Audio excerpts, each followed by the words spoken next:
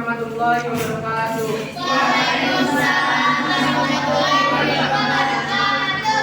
Kami dari kelompok 6 akan mempresentasikan kerja diskusi kami. Ini sebelumnya seperti kakak dulu perkenalkan, nama saya Alika Bedul Putra. Nama saya Ida. Saya akan membagikan materi pertama. Ya. Di sini ada konsep Pancasila sebagai sistem etika.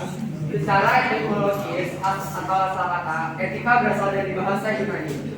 Etos yang artinya watak kesusilaan atau adat istilah ini identik dengan moral yang berasal dari bahasa Latin. Mos yang jamaknya mores, yang juga berarti adat atau cara hidup. Dan ada etika adalah ilmu yang membahas tentang bagaimana dan mengapa kita mengikuti suatu ajaran tertentu atau bagaimana kita bersikap dan bertanggung jawab dengan berbagai ajaran moral.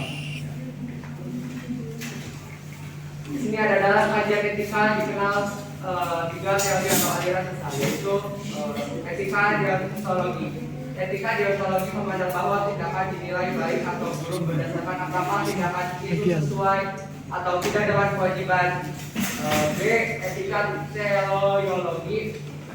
Pandangan etika teleologi berkebalikan dengan etika deontologi, yaitu bahwa baik buruk atau tindakan dilihat berdasarkan tujuan atau akibat dari perbuatan itu.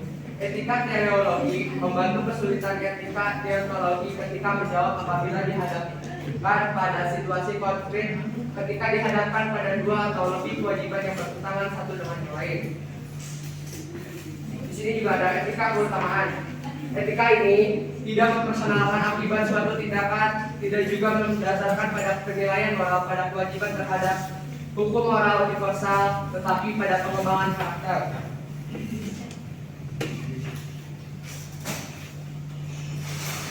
Alasan diperlukannya Pancasila sebagai sistem etika. 1. Dekadensi moral yang melanda kehidupan masyarakat, terutama generasi muda sehingga membahayakan kelangsungan hidup bernegara. 2. Korupsi akan bersimahara-harena karena para menyelenggarakan tidak memiliki aturan hukum yang normatif dalam menjalankan tugasnya. Selanjutnya, kurangnya rasa perlu berkontribusi dalam pembangunan melalui pembayaran pajak. Yang keempat, pelanggaran hak asasi manusia atau HAM dalam kehidupan bernegara di Indonesia. Yang kelima, kerusakan lingkungan yang berdampak terhadap berbagai aspek kehidupan manusia. Sumber historis, sosiologis, politis tentang Pancasila sebagai sistem etika. Yang pertama ada sumber historis, artinya nilai-nilai Pancasila belum ditegaskan ke dalam sistem etika. Yang kedua, sumber sosiologis. Sumber sosiologis Pancasila sebagai sistem etika dapat ditemukan dalam kehidupan masyarakat. Yang ketiga, ada sumber politis. Sumber politis sebagai sistem etika terdapat dalam norma-norma dasar. Sebagai sumber penyusun sebagai pengatur perundang-undangan di Indonesia. Esensi dalam urgensi Pancasila sebagai sistem etika. Yang satu ada esensi Pancasila sebagai sistem etika.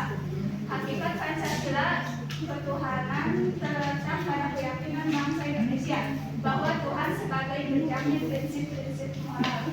Kedua, hakikat manusia terletak pada actus humanus, artinya tindakan manusia yang mendukung inflasi dan konsekuensi moral yang membedakan dengan actus homini, yaitu tindakan manusia. Dan yang ketiga, hakikat persatuan terletak pada persediaan hidup.